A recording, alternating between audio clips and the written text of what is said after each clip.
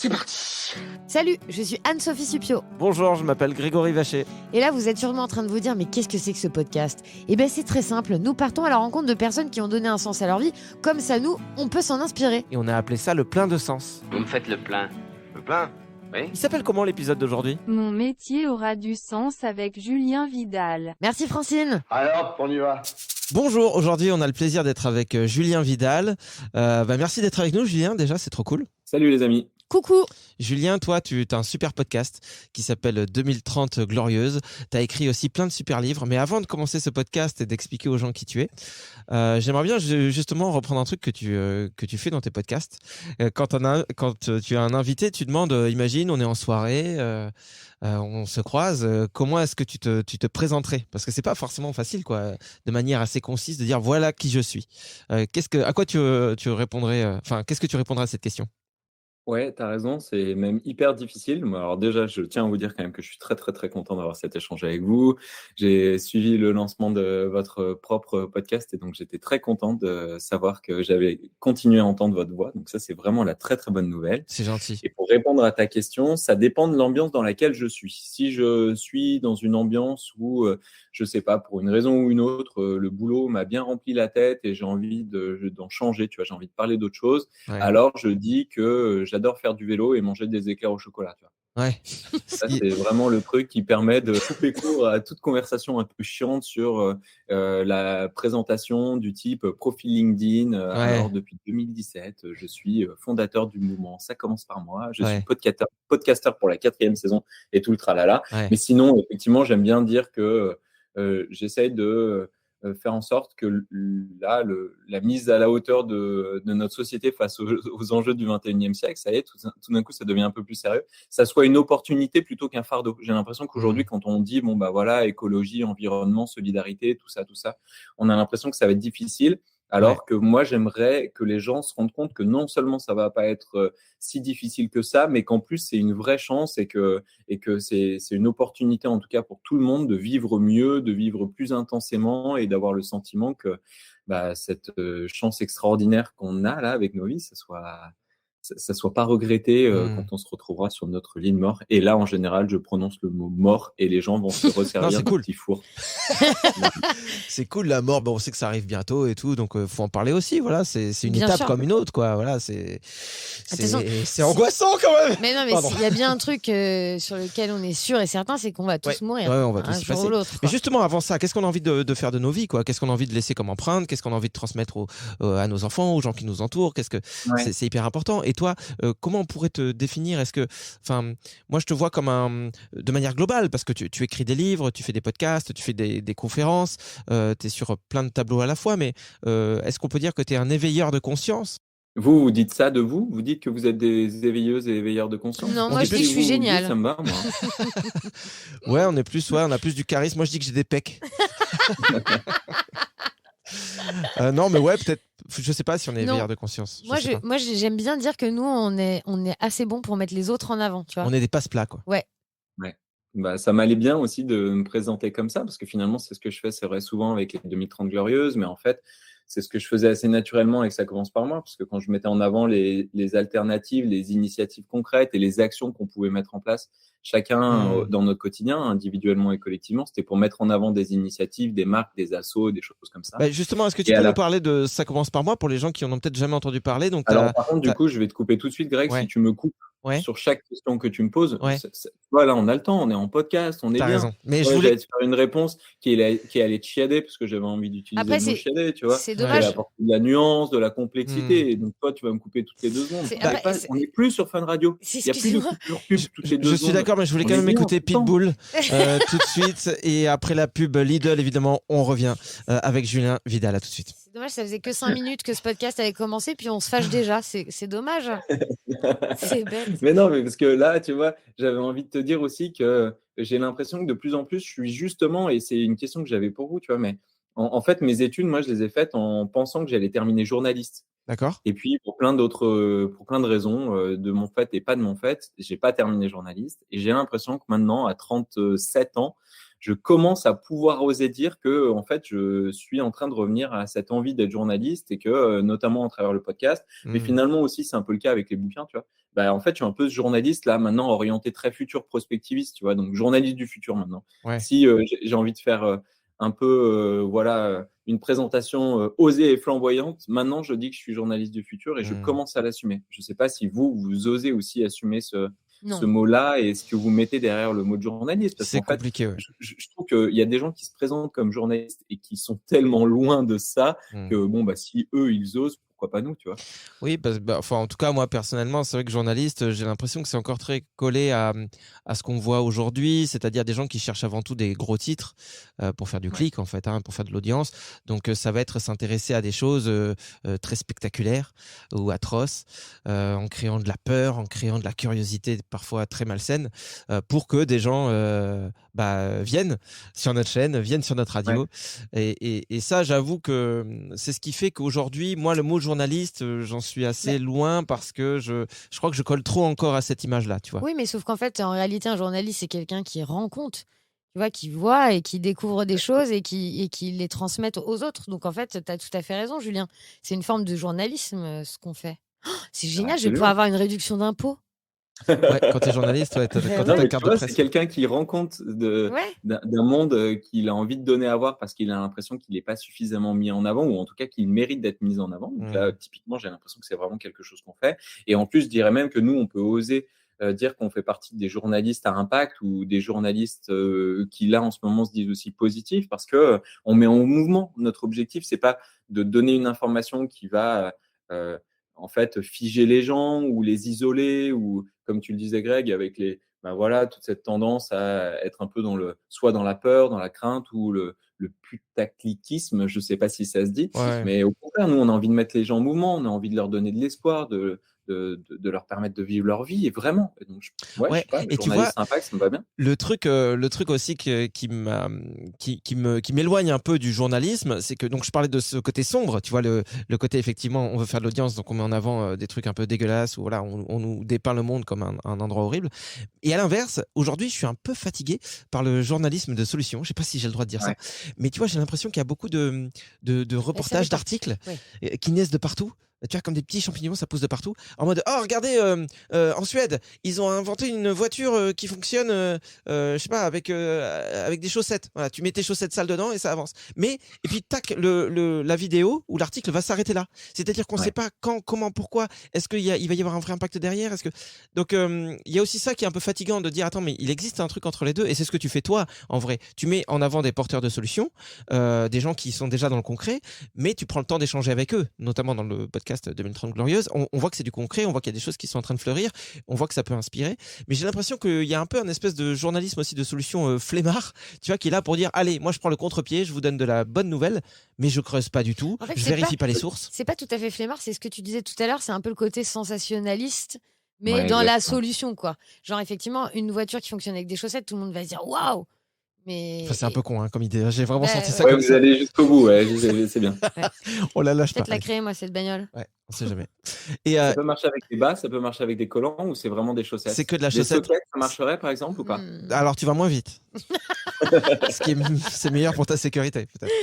Mais t'as raison, ça manque d'analyse systémique en fait. Oui. Et souvent ça aussi, effectivement, on le voit avec les nouvelles qu'on veut un peu rafraîchissantes et positives. On montre quelque chose de très ponctuel, mais c'est pas relié à une analyse systémique, à minima une présentation de ces implications. Et donc, on a l'impression que ça vient rajouter une couche à un millefeuille qui est déjà, quoi qu'il arrive, trop épais. Et donc, comment en fait on peut le regarder de plus loin, ce millefeuille. Et moi, je vais continuer aussi avec ma métaphore du millefeuille. Et comment on peut l'alléger et garder les couches dont on a vraiment envie et besoin. Et alors, peut-être que là, j'ai le droit du coup. Est-ce que je peux parler de Ça commence par moi maintenant? Ouais, bien sûr. J'ai le droit. J'ai levé la main, j'ai levé le doigt. Une demande d'autorisation extraordinaire. Non, mais pour les personnes qui ne nous voient pas, Greg vient de lever la main. Bah oui. Moi, je voulais savoir comment tu as eu l'idée de créer ça. Est-ce que c'était, voilà, Ça commence par moi, parce que ça a commencé sur Internet, je crois. Absolument. Et je pense que même là, tu vois, 5 ans, 6 ans après, je suis encore incapable de bien le raconter. D'accord. Et maintenant... Prends des chaussettes et des millefeuilles. Ça va t'aider. Je comprends l'histoire des millefeuilles. Je suis très dans la pâtisserie quand même en ce moment, parce que là, j'ai parlé d'éclairs au chocolat tout à l'heure. Maintenant, c'est du millefeuille. j'aurais peut-être dû me lancer dans la pâtisserie. J'aurais pas eu la même vie, hein, soit dit en passant. Mais Mais tu il est vois, là, jamais trop maintenant, tard. Hein. je raconte Ça commence par moi en m'excusant d'avance ou en prévoyant d'avance ce qu'on a beaucoup entendu sur bah, voilà, les limites de l'action individuelle. Et en fait, c'est l'apôtre des petits gestes et tous ces trucs. Alors qu'en fait, c'est jamais ce que j'ai voulu faire. Et du coup, j'ai voulu montrer à quel point on avait, nous, du pouvoir dans nos mains de citoyens avant de m'encarter dans un parti politique ou de rejoindre une ONG. Je ne savais pas ce que j'ai envie de faire. Je me posais plein de questions de sens, justement. Je ne savais pas comment j'allais pouvoir l'exprimer au niveau professionnel. Et avant de l'exprimer au niveau professionnel, j'avais besoin de l'exprimer au niveau perso. C'était pas du tout une hiérarchisation. C'était pas du tout le sentiment que la responsabilité individuelle était nécessaire et seule responsable des changements de société qu'on pouvait faire, mais l'envie d'abord d'expérimenter dans ma chair. Et donc, voilà, 400 actions éco-citoyennes plus tard, je me rends compte à quel point on a plein de leviers dans nos mains, de réduction, mais aussi de recréer du lien, régénérer le vivant dans sa globalité, raconter des histoires. Et ça, c'est ce qui nous amène à parler aujourd'hui. C'est qu'en fait, souvent, on limite les individus à leur simple action, de limitation en plus, qui du coup nous laisse un peu sur la voie de bon, bah, on peut surconsommer, mais par contre, un jour sur deux, on va se mettre des œillères et on va pas tomber dans le piège de la surconsommation, mais quand même un peu, mais bon, si c'est vert quand même, et puis si c'est un jour A, et puis bon, bref. Et alors qu'en fait, non, on peut vivre complètement différemment, raconter ce qu'on vit différemment, et c'est fou à quel point on a du pouvoir, nous, en tant que citoyens. Et donc, c'était ça, cette idée de dire, ça commence par moi, d'expérimenter ce pouvoir, mais ça commence par moi aussi. Et ça, c'est la double lecture que j'ai jamais réussi à bien présenter.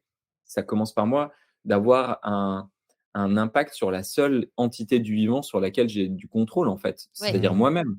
Et donc, comment, si je dis, il faut honorer le vivant, le préserver, le régénérer, bah, comment je peux commencer à faire ça avec moi-même? Et donc se pose la question de la santé, du bonheur, euh, du lien avec les autres, qui est de plus en plus dégradé, détérioré, des conversations que je peux avoir avec des gens qui me sont proches ou pas, de quelle place dans la cité, quelle place en tant que voilà, entité politique aussi à mon humble échelle, etc., etc. Mais c'est ça qui est intéressant dans ce que tu dis, c'est que certes, cette façon de se dire, ok, je fais des petits gestes du quotidien pour avoir un impact, c'est facilement critiquable. Il y a plein de gens qui peuvent dire, mais attends, ça sert à rien, il faut s'attaquer aux grosses industries, nanana. Mais ce qui est intéressant là-dedans, c'est qu'effectivement, c'est du concret. C'est-à-dire que toi, tu mouilles le maillot, quoi. Tu te dis, je vais pas me contenter de trouver des solutions ou de dire aux gens, faites ça. Je vais vivre l'expérience et je vais en tirer quelque chose et je vais grandir aussi en même temps que l'expérience et je vais pouvoir transmettre tout ça. Aujourd'hui, c'est aussi ça parfois le souci, c'est que j'ai l'impression qu'il y a des gens mais brillants partout qui sont porteurs de solutions, c'est vrai, qui nous expliquent comment on peut se reconnecter avec la nature et tout, mais eux-mêmes sont tous les jours en conférence, sont en plein centre-ville, et puis en fait tu te dis mais merde, est-ce que vous vous rendez compte que vous-même vous n'incarnez pas ce que vous dites? Et ce qui n'est pas un problème parce qu'on peut avoir plein de connaissances et on a quand même des choses à transmettre. Mais je me demande si au bout d'un moment on n'est pas obligé de prendre un temps pour un vrai retour à soi, quoi. Que ce soit de la méditation, que ce soit de la balade en forêt, que ce soit chacun son truc, quoi. Mais on peut pas être que dans l'intellect. Tu as raison. J'ai l'impression. Il y a un besoin de cohérence et il y a un besoin d'expérimenter ce qu'on raconte. Là où je m'excuse, c'est que j'ai pas dit à quel point justement je voulais dépasser les petits gestes. Et je pense que ça commence par moi. Ça a jamais été présenté comme justement l'apologie des petits gestes, parce que je trouve que ça nous enferme encore dans notre rôle de surconsommateur, parce qu'on nous dit qu'on peut consommer, mais en fait on se limite à notre pouvoir d'achat. Et donc en faisant des petits gestes, on verdit un peu un mode de vie qui de toute manière est pas durable.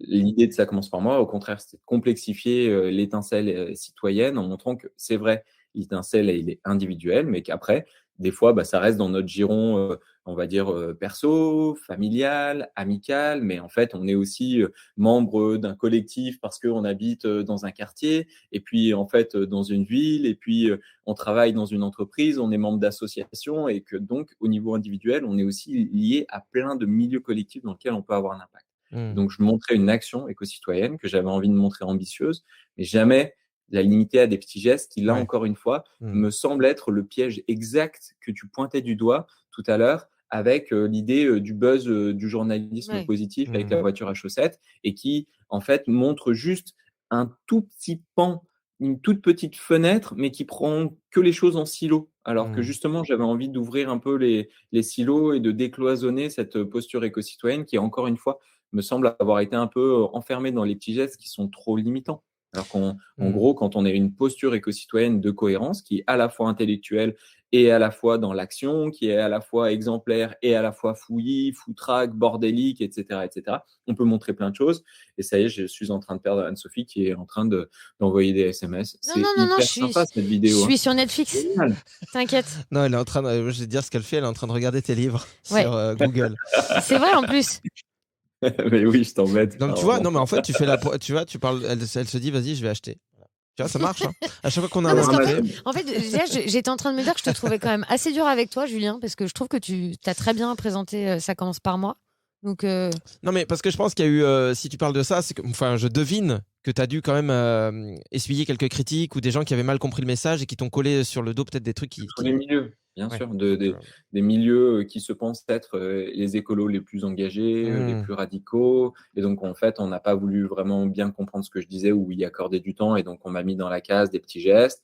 Les journalistes, majoritairement, c'est vrai aussi, m'ont mis dans cette case. Ah, super, l'action des petits gestes, et puis basta. Ouais. Et donc, rares sont les moments où j'ai pu expliquer tout ce qu'il y avait derrière. Parce que, en fait, pour moi, c'était évident et j'avais pas l'impression qu'il faille le débunker plus que ça et éclairer tous les angles morts de ma posture aussi, parce que j'avais fait des études dans la solidarité internationale, que pour moi les questions géopolitiques étaient évidentes, que les questions de solidarité étaient évidentes, que tout était systémique. Et donc à ce moment-là de ma posture, c'est vrai que j'avançais avec l'étendard citoyen individuel, mais que ça voulait pas du tout dire que je me limitais à ça, Ouais, c'est ça. et que je surresponsabilisais l'individu, parce que, tu l'as dit tout à l'heure avec les entreprises, on pourrait le dire pourquoi pas avec les politiques. En fait, la responsabilité, elle est collective, et donc il y a plein de choses à faire dans l'action et aussi dans la manière de la raconter. Et c'est ce que je fais aujourd'hui en 2030 Glorieuse. Mais ça, je l'ai pas suffisamment bien compris et je l'ai pas suffisamment bien expliqué, et on m'a pas aussi donné suffisamment de temps pour le faire. Donc, je profite là, tu vois, du fait qu'on ait un podcast où on a le temps pour à nouveau réexpliquer ça, parce que je trouve que ça mérite plus de complexité, ces sujets, et malheureusement on en parlera bien sûr, Julien. Excuse-moi, juste après Ariana Grande. C'est parti. Pardon. Et t'as de bons restes. J'ai toujours mes restes. Excuse-moi. Est-ce que tu peux nous, moi j'aimerais revenir sur. Attends. Ouais. En vrai, vous écoutez encore ce genre de musique où vous avez fait un bond mais extraordinaire. J'aimerais trop, moi, savoir c'est quoi votre vie avant-après. Alors, Greg, je t'ai suivi un peu sur les réseaux sociaux, je vois toutes tes bêtises, je sais exactement dans quelle caravane vous vous trouvez et tout. Ouais. Mais par contre, Anne-Sophie, moi, à part te voir avec de belles écharpes vertes, je sais pas ce que tu fais, tu vois. Eh ben, je me suis lancée dans l'écharpe, ouais. Non, mais moi, je vis toujours à Paris, et j'espère bientôt pouvoir m'installer aussi à la campagne, puisque c'est un truc que j'ai envie de faire depuis très longtemps. Elle a reçu son premier courrier à l'adresse de chez moi, pas plus tard qu'hier. C'est vrai. Je suis allé dans ma boîte aux lettres, il y avait marqué Anne-Sophie Supio, et puis avec mon adresse derrière, j'ai fait ah ouais, donc la meuf, ça y est, elle s'installe, et c'est comme ça qu'elle me le dit. C'est vrai que j'avais oublié de te mentionner que je me faisais livrer du courrier ici. Non, mais en fait, tu vois, j'aspire à une vie un peu plus verte et calme. Après, à côté de ça, sur ma vie d'avant, j'ai laissé 20 ans de radio derrière moi. Et en fait, à aucun moment, je me suis dit, je sens un vide énorme. Qu'est-ce que j'ai fait comme. Tu vois, c'est vraiment la pire décision de ma vie. Je me sens vraiment. En fait, c'est stupide parce que tu vois, je n'étais pas Natacha Campouche, tu vois, je n'étais pas séquestrée. Mais je me sens vraiment libre. Ouais. Et puis on évolue, quoi, on grandit tous, et c'est vrai que la radio sur laquelle on était, le contenu, mis à part ce qu'on faisait nous dans notre émission, il nous représentait pas, il nous touchait pas. Moi, jamais de la vie, déjà à l'époque, j'écoutais ce genre de musique, et je critique pas les gens qui aiment, hein, mais moi, je te jure, ce qu'on disait hors antenne, heureusement que les auditeurs l'entendaient pas, parce que on n'était pas la meilleure promo pour cette radio. Moi, ça me donnait envie de vomir par les oreilles, c'était affreux. Ouais. Et aujourd'hui, quand je prends la voiture, je te jure, ça m'a tellement traumatisé que quand je suis en voiture, je refuse tout son. C'est-à-dire que je veux absolument pas de radio. Tout est coupé et je veux juste entendre, tu vois, le vent. Voilà, j'ouvre les fenêtres quand il fait pas trop froid, et juste ça. J'ai besoin de silence, j'ai besoin de moments de méditation. Ouais, mais je crois que même Jean-Claude Van Damme était jaloux de votre grand écart, hein. C'est possible. Mais bon, tu vois, on est en vrai, ça fait du bien aussi de faire autre chose. Et du coup, j'ai oublié totalement ce que j'allais dire. Moi, j'aimerais qu'on revienne quand même sur la partie chaussettes, la voiture à chaussettes. Alors moi, j'imagine qu'on peut poser le brevet début 2024 si on bosse maintenant. Il me semble que c'est un étudiant danois qui est en train de. Il a fait ça en projet lycéen, je crois, Ouais. et en fait, ça a cartonné. Ouais. Et Et là, donc le monde est on est sauvé. en train de le mettre à l'échelle. Elon Musk vient de racheter son projet pour. Et vous voulez pas vous appeler tous les deux pour vraiment creuser la discussion? Non, en fait, moi, j'aimerais vraiment que tu nous parles de toute cette partie de ta vie où tu as fait de l'humanitaire, Julien. J'aimerais savoir ce que tu as fait, ce que tu as rencontré, enfin, tu vois, ce qui en est ressorti. Ouais, puis qu'est-ce qui fait qu'on fait de l'humanitaire? Qu'est-ce qui fait qu'il y a Ouais. des jeunes personnes qui se retrouvent à aller, enfin voilà, qui suivent le chemin qui était déjà prédestiné pour eux, qui font des grandes études, qui font un boulot machin, et qu'est-ce qui fait que d'autres gens se posent des questions et changent finalement de route? Je savais pas ce que je voulais faire quand j'allais être grand. Et donc, D'accord. du coup, je me suis fait enfermer, tu vois, par tous les et toutes les conseillères d'orientation et les conseillers d'orientation que j'ai croisés dans ma vie qui me disaient, bon, bah alors, tu as plutôt des bonnes notes à l'école, donc il va falloir que tu fasses une filière S. Non, je détestais les maths. Et donc, j'ai réussi à tenir bon. Donc, je me suis retrouvé à faire économique et social. À l'époque, ça s'appelait ça, ES. Ouais. Et puis finalement, je savais pas ce que je voulais faire. Et puis j'ai continué en me disant, bon, je vais prendre les choix qui me permettent de garder le plus de portes ouvertes, même si je savais que j'aimais bien écrire, que j'aimais bien me projeter dans des imaginaires, que je m'imaginais, encore une fois, journaliste. C'était le truc que je caressais de manière la plus concrète possible, même si à mes parents qui, eux, parce qu'ils viennent de milieux très populaires, avaient envie pour moi d'une assise plus matérielle. Mmh. Et donc, je leur disais pour ne pas trop les effrayer que j'allais travailler, je sais pas, dans une organisation internationale ou je sais pas quoi. Et puis, comme ça, tu vois, ça les rassurait dans le fait que je pouvais continuer mes études. Donc, j'ouvrais pas mal de portes. Ou en tout cas, j'essayais d'en fermer le moins possible. Et avec les études que j'ai faites, on me donnait la possibilité à la fin, puisqu'à l'époque, c'était encore un DUG. Là, on est en train de parler vraiment, mais à l'ancienne. Et j'avais 2 stages. J'ai fait un stage dans un journal régional alsacien. Et c'était génial parce que du coup, il y avait toutes les instances européennes à portée de crayon et j'ai pu suivre ça de proche. C'était quoi que ce journal? Hein. C'était quoi ce journal? C'était l'Alsace. L'Alsace, s'il te plaît, ok. Un journal régional qui existe encore. Et Ok. donc, voilà, au début, je faisais les faits divers. J'allais au commissariat pour faire les faits divers. Et D'accord. puis, très vite, on m'a dit, ah bah tiens, il y a le dîner des ambassadeurs. Ah bah tiens, tu veux pas aller voir, il y a la visite de Ramayad. Ah bah tiens. Et donc, je me suis retrouvé à faire ça et c'était génial. Ouais. Et le stage d'après, c'était dans une ONG espagnole à Madrid. Et du coup, là, on faisait de la coordination, de recherche de fonds, de plaidoyer. Et malheureusement, ou je sais pas, heureusement, la confrontation des 2 mondes en un temps aussi court m'a fait me dire, j'ai l'impression qu'avec le journalisme, je suis très spectateur de ce qui se passe, alors qu'en étant dans les ONG, le soir, je rentrais et je savais ce que j'avais fait, je voyais l'impact de mon action. Et ça m'a donné envie de tirer ce fil-là. Et c'était quoi comme ONG? Il s'occupait de quoi? Ça s'appelait PASI Coopération. C'était vraiment une ONG de coordination de tout un tas d'autres structures sur le terrain, notamment en Amérique latine et aux Caraïbes. Et on aidait la recherche de financement, on aidait. C'était pas vraiment terrain en plus, hein, mais toujours est-il que en ayant obtenu pardon, tel fonds, telle bourse, en ayant fait tel compte rendu, je savais que derrière, ça allait pouvoir aider des gens sur le terrain à mener une action qui avait du sens. D'accord. Et ça m'a donné envie, en fait, derrière, de terminer dans ce milieu-là. J'ai fait des études à Chambéry de coordination de projets dans les ONG. Et ma première expérience a été sur le terrain en Colombie. Et donc, c'est pour ça que quand on commence à étudier un peu les ONG, on fait la distinction entre humanitaire et solidarité internationale. L'humanitaire, c'est vraiment l'action d'urgence, comme on la voit avec Médecins sans frontières, Handicap international, etc. Alors que le développement, c'est plutôt la question de, bon, bah, en fait, à travers un projet d'éducation, à travers un projet culturel, j'en sais rien, on aide au développement. Et là, malheureusement, vous ne voyez pas mes magnifiques guillemets que je suis en train de faire. Très beau. Avec le podcast, mais se pose la question du développement. Qu'est-ce que ça veut dire le développement? Pourquoi des Occidentaux, et notamment moi à l'époque, qui avait 25 ans, je suis légitime pour arriver en Colombie et travailler au développement de la Colombie, etc., etc. Et à la fois, c'était passionnant parce que en Colombie, c'était la question de la guérilla interne. On travaillait avec des anciens FARC, des anciens paramilitaires. Moi, je travaillais sur un programme plus spécifique de réconciliation dans le quartier dans lequel je vivais, où il y avait des gens qui s'étaient battus en fait à l'époque à cause de ces questions politiques et qui en fait malheureusement étaient un peu dans leur jeu encore de l'époque, alors qu'ils vivaient dans un quartier où il y avait des gens qui avaient rien demandé, qui vivaient là depuis des années et des années. Et donc, à travers les enfants, parce qu'on avait tout un tas de projets culturels, notamment, on faisait des vidéoclips, etc. Enfin, c'était vraiment canon, des graffitis, etc. Et donc, à travers les enfants, on amenait en fait la réconciliation des parents. On crée des espaces pour que les parents puissent aussi D'accord, waouh. se reconnecter Malin. et parce que ils forcément accordaient de l'importance à l'environnement sain pour leurs enfants, ben, en fait, essayent aussi de, eux, travailler à ça. C'était génial. Ah ouais, et puis à 25 ans, t'imagines là Génial. te retrouver en Colombie et dire voilà, il y en a deux là, ils se tirent dessus, va au milieu, puis tu les calmes. Ouais. Bah, Mais comment? bah, je vais prendre avec les Après. enfants, je vais m'en servir de bouclier. Ah non, Julien, On c'était pas travaillait ça sur l'idée. place avec des associations locales. Moi, je travaillais Ouais. en binôme avec un Colombien. Donc, c'était encore une fois l'idée aussi. C'est ce dont je me suis rendu compte après ces deux expériences-là, que sans doute le plus important dans tout ce que j'ai fait, c'était pas ce travail qui avait, je pense, une valeur certaine ou une certaine valeur, je sais pas, mais qui avait de la valeur.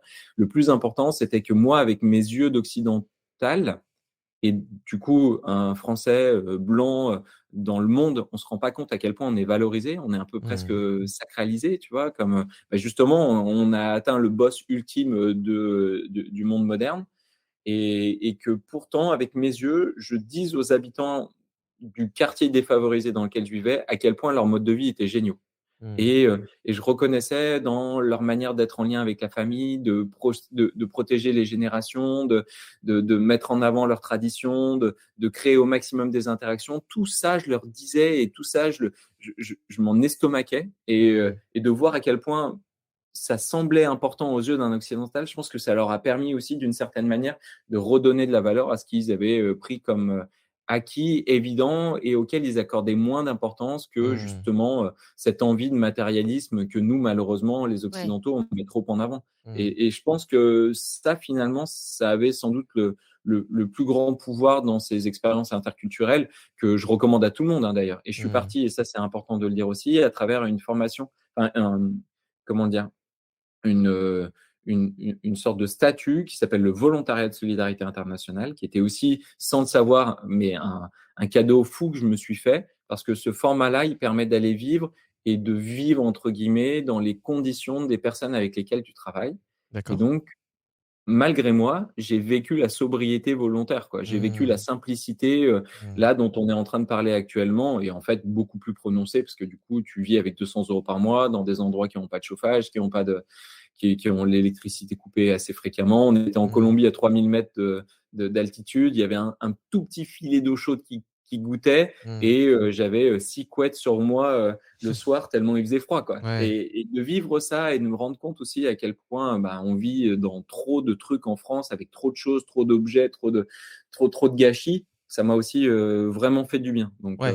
Donc cette expérience, elle était géniale, et à la fois j'en suis aussi revenu parce que je me rendais compte que ben, il y a plein d'ONG qui vivent de ce business, c'est devenu un business. Bah Et ouais, c'est donc, ça. c'est des milliards et des milliards qui ont été investis, par exemple, en Haïti, ou dans des situations qui restent encore absolument catastrophiques et terribles. Et tu dis, mais est-ce que c'est normal, en fait, que ces milliards, ils aillent majoritairement pour les gens qui travaillent sur place, mais en fait, les blancs et pas les locaux, Ouais. qui se payent 3, 4, 5, 6 000 euros, et que, en fait, il y ait des économies parallèles qui se créent, et qu'on ressorte encore et encore les mêmes projets sans savoir vraiment si ça a un impact Ouais. positif. Puis en plus, on parle d'endroits où c'est vraiment manque d'hygiène. Enfin, c'est vraiment catastrophique. C'est des conditions de vie terribles, quoi. C'est pas Ouais. juste du manque de confort ou de la sobriété. C'est Et- juste terrible. C'est intéressant aussi que tu parles de ça parce que bon, même si bon, j'ai l'impression qu'on balaye plein de sujets, mais c'est ça qui est intéressant aussi. C'est au niveau des associations, etc., des ONG, il y a des fois des gens, j'ai l'impression qui pour aider, et c'est bien qu'il y ait des gens qui aident,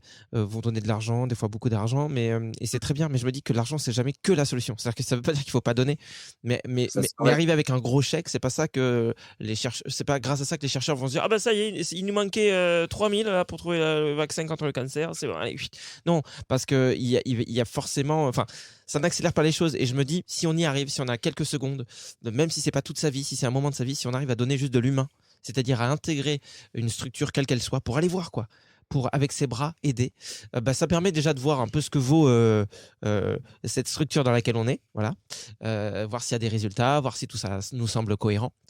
Et puis je sais pas, j'ai l'impression qu'on apporte quelque chose de différent quoi. Bref, je Parce sais que pas ça si ne c'est très transforme intéressant. pas. En fait, faire un chèque, c'est pas suffisamment impactant. On se met pas suffisamment en danger. On laisse pas suffisamment de place à ce que ça puisse nous remettre en question dans nos modes de vie. Par contre, euh, pour rester sur le sujet des ONG, on peut refermer la parenthèse rapidement si vous le souhaitez, mais de l'impact des projets qui sont menés dans le monde entier. En fait, on se rend compte que souvent, le projet le plus impact, c'est celui de donner de l'argent, mais directement aux populations. C'est Esther Duflo, Ouais. notamment, qui est assez connue sur ces sujets-là, qui est une économiste renommée et qui est française et qui a gagné le prix Nobel d'économie, qui a montré qu'il y a plein de projets qui sont bien plus efficaces quand en fait on donne l'argent directement aux gens plutôt que d'inventer je sais pas quel programme alimentaire où on arrive avec des sacs de riz ou je sais pas, Ouais. peu importe la caricature que je peux trouver. Mm. Et donc c'est se poser aussi cette question de comment on peut d'une certaine manière aussi, et ça c'est maintenant un peu le fil conducteur de toute l'activité que j'essaye de développer en France, c'est comment on peut aussi être un peu plus humble, et notamment nous les Occidentaux, quant à ce qu'on essaye de faire pour soi-disant sauver et les petits-enfants africains et la planète et les ours polaires et toutes les conneries qu'on entend. Parce qu'en fait, souvent, on n'a pas la solution, mais en plus, on est à l'origine du problème. Et donc, comment on se rend compte aussi que, ben, d'une certaine manière, il y a plein de choses qu'il faut arrêter de faire et arrêter de penser qu'il faut agir pour résoudre tout un tas de problèmes parce qu'on doit y apporter des solutions. Non, en fait, parfois, la meilleure action, c'est celle de ne pas agir. Et en l'occurrence, tu vois, à la fin, quand je bossais aux Philippines, on aidait des jeunes qui venaient vraiment des situations les plus défavorisées, des anciens prostitués, anciens drogués, anciens prisonniers. C'était vraiment des conditions qui étaient absolument terribles.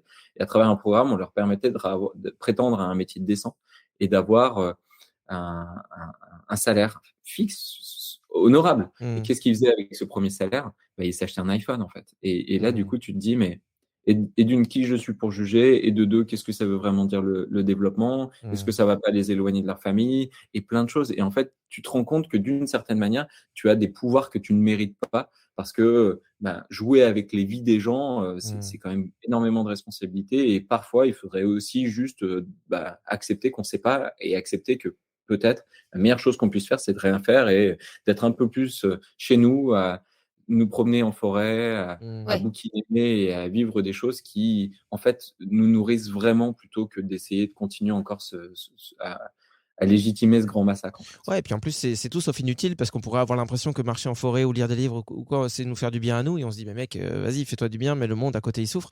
Mais justement, je pense pas qu'on soit capable d'avoir un impact positif sur sur le monde qui nous entoure tant que nous-mêmes à l'intérieur, on n'est pas, voilà, on n'a pas réglé des trucs. Et parfois, souvent, ça ne passe que par ça, par du temps d'introspection et de la connexion avec la nature. C'est douloureux, mais ça fait du bien. Alors moi, j'aimerais maintenant déjà à 30 minutes de podcast dire qu'on passe un bon moment. Ouais. Que Julien s'exprime très bien. Tu veux aller aux toilettes? Qu'est-ce qui se passe? J'ai envie de faire pipi, mais ça ira quand même. Non, je voulais dire que Julien, c'est pas que ça. Il a sorti aussi des livres, notamment Ça commence par moi, Ça va changer avec vous. Tout ça, c'est disponible. Et puis, il y en a un autre qui s'appelle Mon métier aura du sens. Plus de 30 métiers durables et solidaires. Qu'est-ce que c'est que ce livre, justement, Qui Julien? sort le 21 février, je crois, si je dis pas de bêtises. Ouais. Alors, à l'heure où sera diffusé ce podcast, même, il sera peut-être sorti. Donc là, on est dans le présent et dans le futur en même temps. C'est ça. Je veux pas que les gens sachent quand on a enregistré. Je veux pas que les gens sachent qu'on est le 30 juillet 1998. Donc ouais, quel est ce livre alors? Écoutez, ce livre, c'est, tu vois, tu listais, Anne-Sophie, tous les livres là que j'ai sortis et je me dis, à la fois, je viens de faire une longue diatribe sur l'important, c'est aussi de se rendre compte que parfois, il faut moins agir. Et en fait, en 5 ans, j'ai sorti 5 bouquins. Oui, mais tu les écris vite. Tu me disais, toi, en 2 heures, tu as un bouquin. Quoi. Ouais. Oui, tu sais, maintenant, avec l'intelligence artificielle, c'est fou ce qu'on fait. Hein. On met 4 mots-clés. Tu sais, les gens réussissent à faire maintenant avec l'intelligence artificielle des tableaux, genre ils mettent Van Gogh, étoile et tout le tralala. Et puis l'intelligence artificielle fait pareil.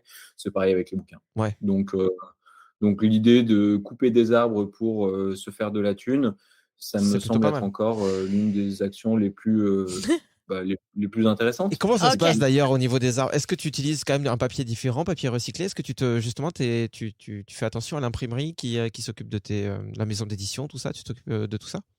À chaque fois que je me lance dans un nouveau projet d'écriture, j'ai l'impression de redécouvrir le process de création d'un bouquin qui passe effectivement de tout ce qu'il y aura à l'intérieur, son contenu, puis ensuite sa conception, l'imprimerie, est-ce qu'on arrive à la rapprocher, est-ce qu'elle est en France, est-ce qu'elle n'est pas en France, l'encre, le papier. Donc, en général, majoritairement, oui, c'est un papier qui est au mieux recyclé, au moins bien issu de forêts qui sont soi-disant gérées durablement, tout le tralala. D'accord. Bon, quoi qu'il arrive, ça a toujours un impact. Donc ça, il faut pas le minimiser, tu vois. C'est pas vrai de dire que acheter des livres, ça, en fait, permet de régénérer la forêt. Non, ça marche pas comme ça. Par contre, on essaie de faire en sorte que c'est le moins d'impact possible et qu'en plus, son impact négatif soit compensé par les changements qui vont émerger grâce à la lecture de ce livre. Et en fait, pour l'instant, et j'ai l'impression que là, c'est un peu en train de se tarir, et je crois que je suis assez content de ça d'ailleurs, tu vois. Ouais. Anne-Sophie, tu disais que tu as fait 20 ans de radio et que là, maintenant, le fait que tu tournes la page, c'était en fait très naturel et ça te faisait du bien.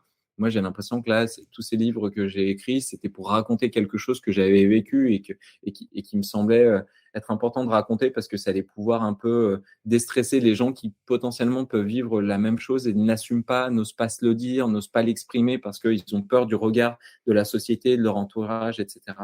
Et sur cette question des métiers, c'est un peu ce que j'ai commencé à vous raconter tout à l'heure avec le traumatisme des conseillères d'orientation, l'envie de satisfaire ses parents malgré ce qu'on veut vraiment, de l'incapacité de l'école à pouvoir justement nous révéler nos propres intelligences, nos propres talents et de le mettre à contribution. Et en plus, et ça, je m'en suis rendu compte ces dernières années, l'incapacité des gens à imaginer ce que ça veut dire un métier de sens parce qu'on a l'impression que pour avoir un métier de sens, il faut mettre sa plus belle chemise à carreaux et aller gratter un lopin de terre, ce qui est très nécessaire. On va avoir de plus en plus de fermiers si on va vers une agriculture qui est permaculturelle où il y a besoin de plus en plus de main-d'œuvre. Chouette. Et à la fois, il y en a tellement plein d'autres des métiers. Et donc, depuis que les 2030 Glorieuses existent avec le podcast dont tu parlais tout à l'heure, Greg, qui en est à sa 4e saison qui vient de commencer, là, j'ai donné la parole à plus de 70 personnes qui font des métiers qui, à mon sens, ne sont pas des métiers de transformation de la société actuelle, mais des métiers vraiment de la société d'après qui se normaliseront. Et donc, j'avais envie, à la fois pour ces personnes qui sont en train de se dire, en fait, mon boulot, ça va pas du tout, je vais me reconvertir, mais aussi pour tous les étudiants qui, justement, ont encore pas tranché et qui ont envie d'un truc qui est de la gueule, et d'avoir plus de perspectives que ce que leur offre malheureusement le système actuel. Et en plus, j'ai l'impression que c'est vraiment une bagarre des imaginaires sur ces sujets. Et quand on dit métier de demain, et vous pourrez maintenant vous amuser, ça va être hyper drôle, vous allez voir, à poser la question autour de vous, à votre avis, ça ressemble à quoi des métiers de demain? Les gens, ils vont vous parler d'intelligence artificielle, ils vont vous parler de casques de réalité virtuelle, de smart city, smart grid, smart machin, smart truc. Parce qu'en fait, on s'est fait un peu emprisonner nos imaginaires par ce côté très technologique et j'avais envie de dire, en fait, non, vous vous trompez. C'est faux quand on entend que 85% des métiers de demain n'existent pas. C'est faux. Il y a 85% des métiers de demain qui existent à condition qu'on ait envie de planifier vraiment cette société qui soit durable, solidaire, à la hauteur des enjeux. Et donc, dans le livre, et je termine par vous dire ça, je propose 4 possibles évolutions de l'économie qui erraient dans le sens, justement, d'un 21e siècle à la hauteur des enjeux et qui permettrait de recréer du lien à l'autre, de régénérer le vivant, de faire moins avec mieux, de remettre aussi du rêve dans nos vies. Et pour chacune de ces tendances, je donne la place à des experts, à des infographies, je mène des interviews et je présente à chaque fois une dizaine de métiers en montrant les gens qui les font et en créant des fiches un peu standardisées comme on les trouvait dans les classeurs des CDI à l'époque pour dire, en fait, ce métier-là, à quoi ça ressemble, quel est le quotidien, quelles sont les compétences, quelles sont les études, quel est le niveau de salaire, de rémunération et pour quel impact, mais aussi en posant des questions de pourquoi ça te remplit, pourquoi ça te donne du sens. Parce que justement, tu vois, vous utilisez le mot sens et je pense qu'on peut avoir une conversation quelques minutes là-dessus. Moi, mon métier aura du sens. J'avais envie de dire, en fait, c'est vrai, le sens comme on l'imagine, celui qui nous remplit, mais de montrer aussi que grâce à nos métiers, on pouvait donner un autre sens à l'économie. Et que, encore une fois, même si il y a besoin de politique, même s'il y a besoin des dirigeants économiques, nous encore, les citoyens, malheureusement et heureusement, on a la responsabilité d'être cette étincelle du changement. Et donc, avec nos métiers, on peut reprendre un autre pouvoir que notre simple pouvoir d'achat et mettre l'économie sur d'autres rails. Je voulais essayer de montrer ça parce que ça existe déjà. Il y a juste à le massifier, quoi. Bah ouais, enfin, moi j'avoue que quand je pense à des métiers avec plus de sens, tu vois, c'est vrai qu'il y a beaucoup d'éveil, enfin de prise de conscience ces derniers temps. On se rend compte que c'est complètement fou, par exemple, d'acheter de la nourriture dans un supermarché qui vient de l'autre bout du monde et on sait même pas ce qui s'est passé, on sait même pas ce qu'il y a dedans, on sait même pas d'où vient cet emballage, on sait rien. Et quand tu compares ça avec ton papy qui allait chercher même sa viande, moi je suis végétarien, mais bon, mon papy qui achetait au moins sa viande dans la petite ferme à côté qui était faite par le gars du coin. Enfin, tu te dis, waouh, en quelques années, quand même, le monde a totalement changé. Et c'est pour ça que je voulais te demander, quelque part, est-ce que les métiers du futur vont pas ressembler un peu aux métiers du passé, quoi, même, plutôt qu'à des En métiers qui partie. existent. Ouais. T'as raison, en partie. Il y aura du coup de la valeur à redonner à des métiers qu'on a complètement mis de côté et qu'on a désacralisés parce que tu parlais des agriculteurs, on pourrait parler des enseignants, on pourrait parler des professeurs de chant, j'en sais rien, des gens qui en fait nous donnent le sel de la vie et à la fois je voulais aussi montrer que avoir un métier de sens, c'était se mettre dans une caravane dans la Pampa à côté de Bordeaux Ouais. et raconter des histoires et montrer d'autres perspectives et que c'était aussi ça des métiers de Mm. sens. Et donc, à quel point on va se réinspirer de choses qui ont été déjà faites en les remettant en goût du jour, à quel point on va au contraire mutualiser des savoir-faire et faire se rencontrer différents métiers qui en fait pourraient s'alimenter et à quel point on ne va pas aussi renier la technologie parce que grâce à la Mm. recherche, à la biomimétique, on va pouvoir aussi je sais pas, cultiver de nouveaux matériaux qui soient naturels et on fera du polystyrène en champignons et Mm. on fera pousser nos chaises et on fera plein de choses aussi qui sont technologiques, pas forcément high-tech, peut-être low-tech. Là, l'un des Mm. derniers podcasts que j'ai enregistré qui sera diffusé, on ne sait pas quand, puisqu'on ne sait pas quand sera diffusée cette interview, c'est un gars qui est artisan solaire. Il a développé toute une solution de four solaire. Il bosse en Normandie, donc on se dirait, tiens, la Normandie, niveau solaire, Ouais. bof. Et en fait, il fait du pain, il fait de la torréfaction Ouais. avec du café de lentilles, du café d'orge. Il fait plein de trucs qui sont surstylés. Et le gars, il disait, bah, en fait, je le faisais en pensant que dans quelques années, ça allait donner envie aux gens de se lancer et que ça pouvait montrer qu'il y avait des alternatives.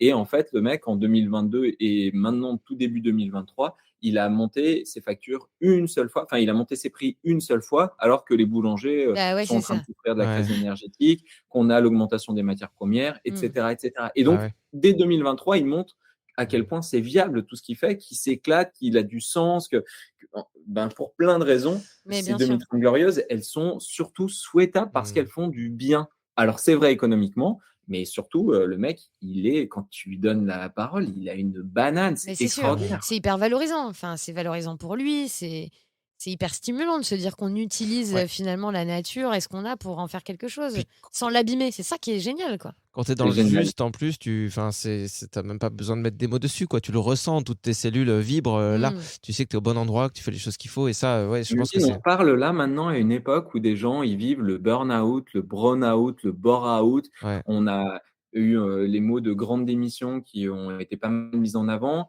Maintenant, c'est le quiet quitting. Je ne sais pas si vous avez entendu Non. parler de ça. C'est en gros les gens qui vont au boulot mais qui font le strict minimum, qui essayent même vraiment de ne pas faire leur boulot sans se faire griller et qui se disent bon bah en fait voilà, moi je me présente. Je fais ce qu'on me demande, pas plus, pas moins. Je prends ma paye et ensuite je commence à vivre ma vie une fois Bah que ouais. j'ai passé le pas de la porte de mon Bien entreprise. sûr, mais c'est normal en même temps, j'ai fou. l'impression. J'ai C'est l'impression- fou. C'est fou et à la fois hyper normal. Quand tu es dans des entreprises qui veulent juste faire le plus Mais bien de sûr. thunes possible et que tu as.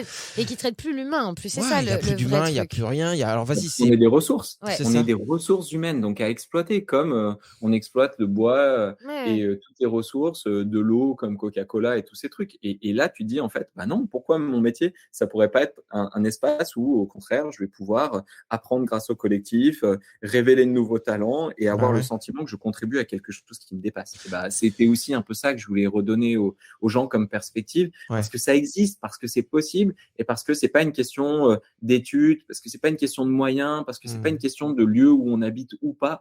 Tout est accessible pour les personnes qui savent les regarder et se disent qu'ils peuvent les saisir. Mais tu sais, plus je t'écoute, plus je me dis que tu feras un super conseiller d'orientation. Hein. Ouais, faut que tu Ouais. changes de. Ouais. Au Ils ont, revoir. ils ont cherché un collège à côté de chez moi, là, une petite ville qui s'appelle Rosan. Si tu veux, je leur donne ton CV.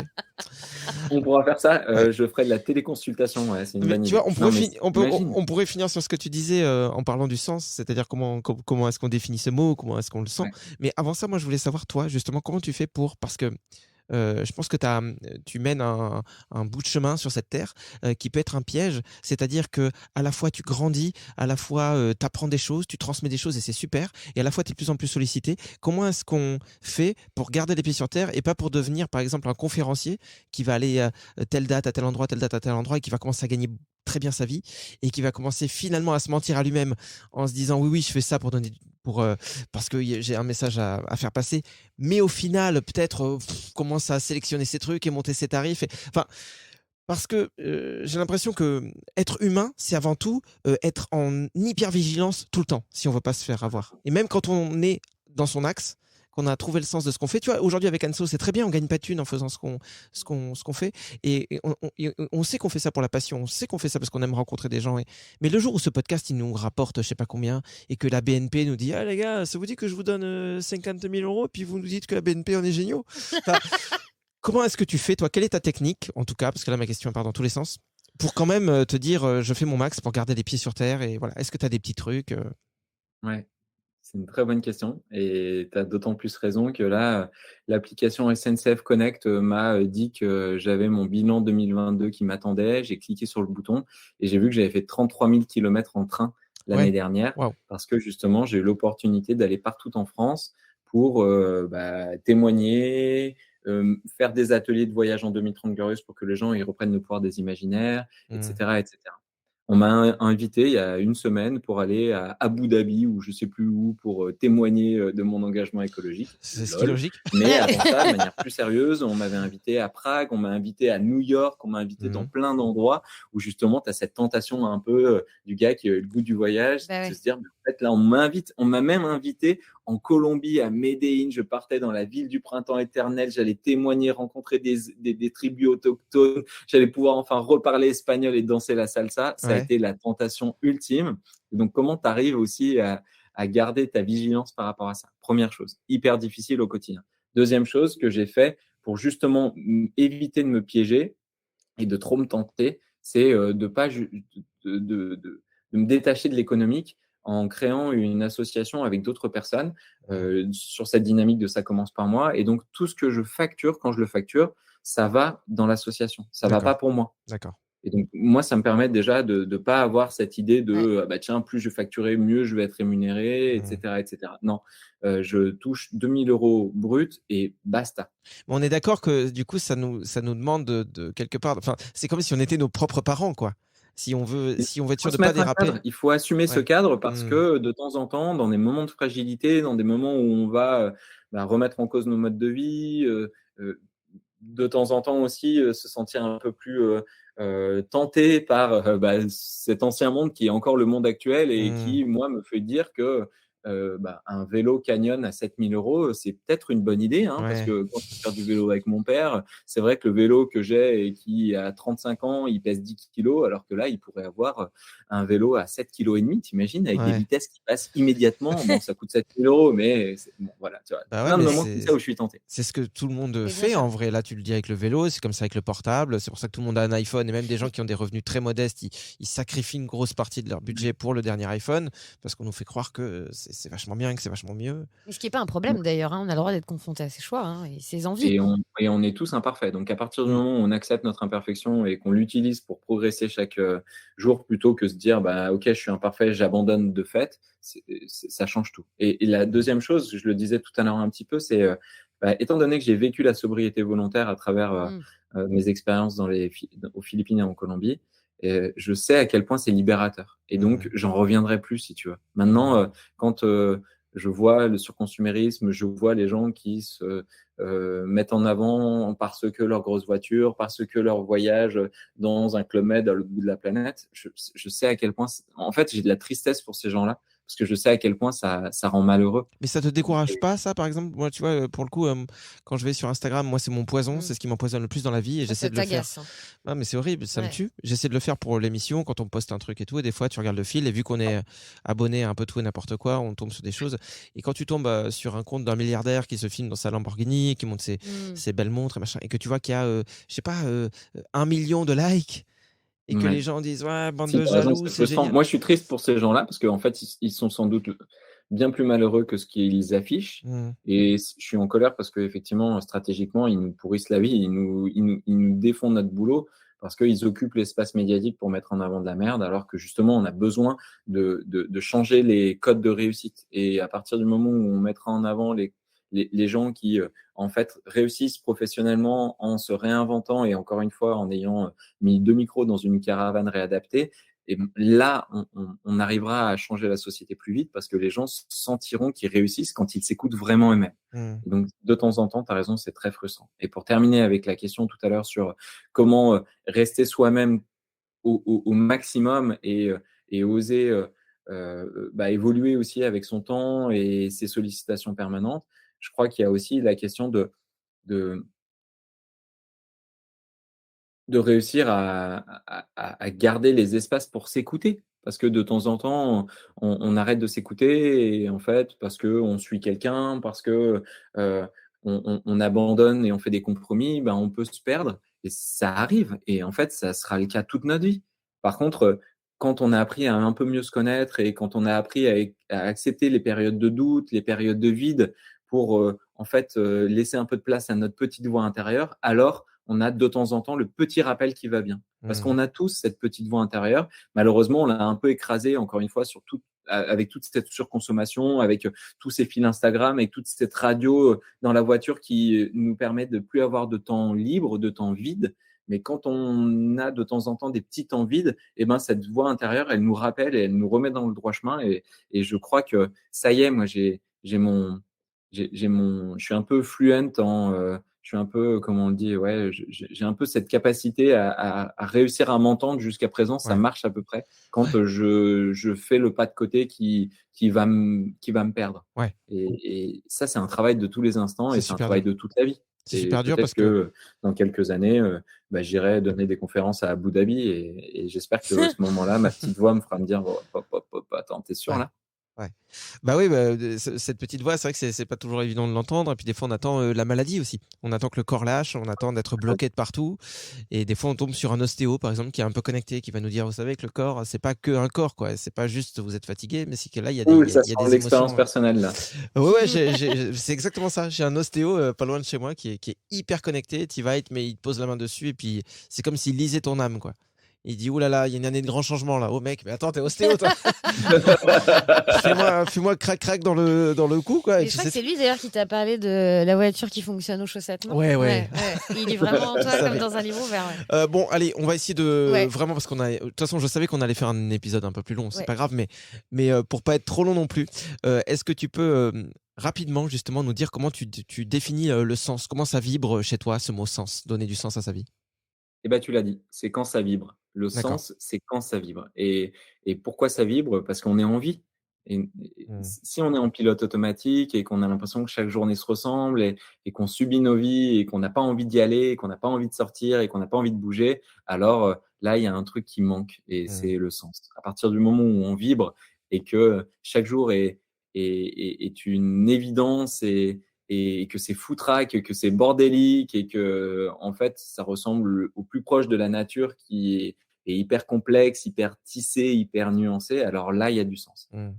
Bah, j'en profite pour dire peut-être aux gens qui nous écoutent, s'il y en a justement certains qui vibrent pas, qui sont hyper léthargiques, je sais pas, chaque matin est hyper lourd et on peut tous en savoir quelque chose, soit parce qu'on l'a vécu, soit parce qu'on connaît des gens dans notre famille, des gens qu'on aime, qui sont comme ça, qu'il faut surtout pas culpabiliser, quoi. C'est pas notre faute souvent. Enfin, ce que je veux dire, c'est que des fois, on est tellement entouré de gens qui nous montrent un mauvais chemin qu'on a l'impression que pour être heureux, il faut imiter ça. Donc en fait, on est en train de jouer un rôle qui ne nous correspond pas. On va dans un boulot qui ne nous correspond pas. On a des activités, des sorties avec des gens qui ne nous correspondent pas.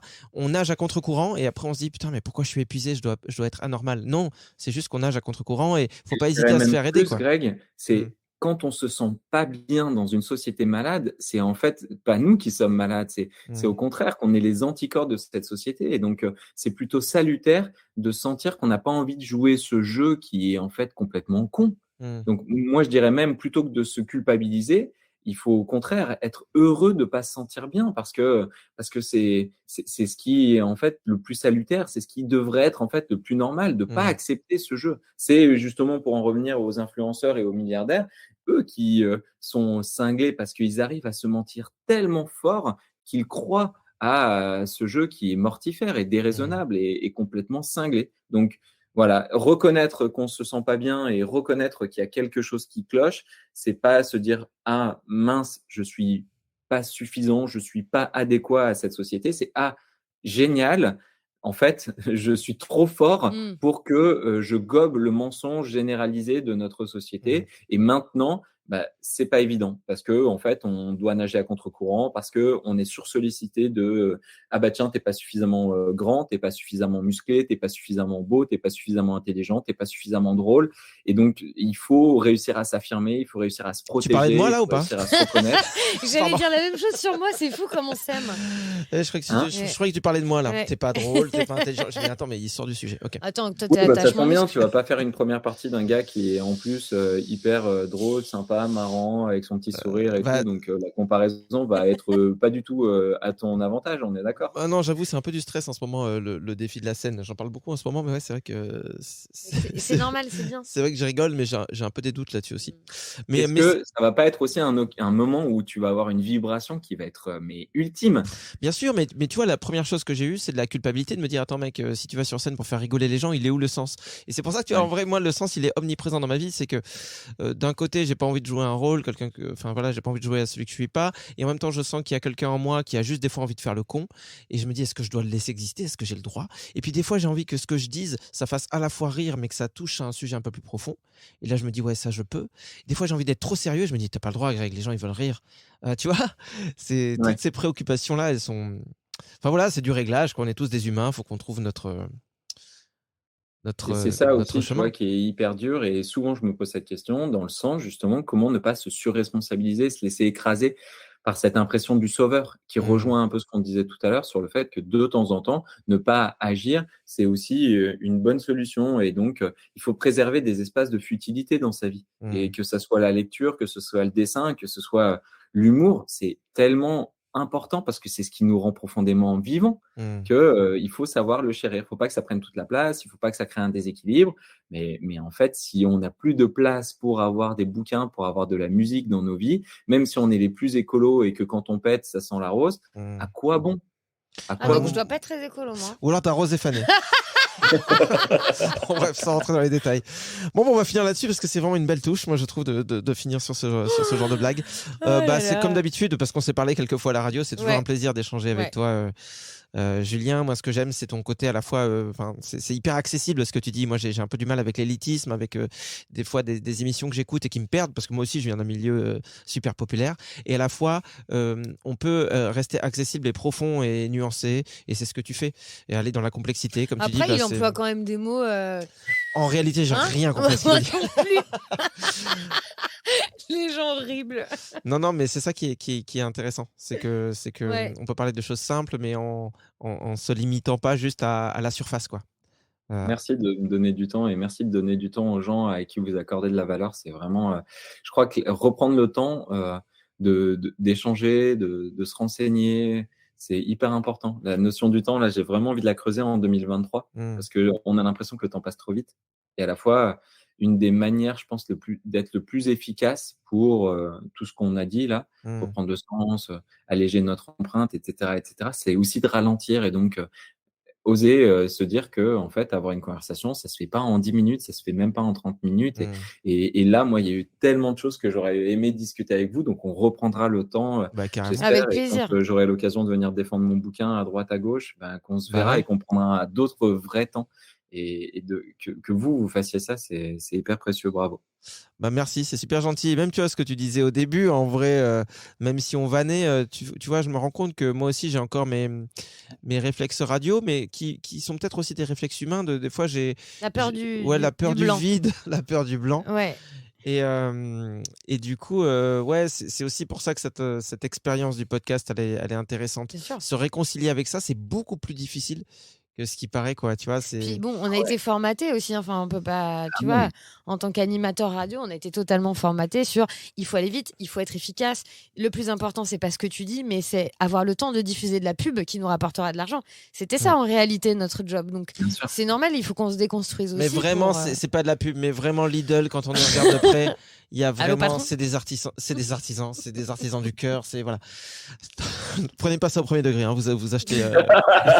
Le mec se sent obligé de le préciser. C'est clair. Non, on sait jamais, tu sais, il y a peut-être des gens qui vont se dire, ah putain, mais s'il le dit, va chier peut-être. Non, mais allez. Allez, si c'est pas, je vais résilier mon AMAP là, et puis je vais arrêter.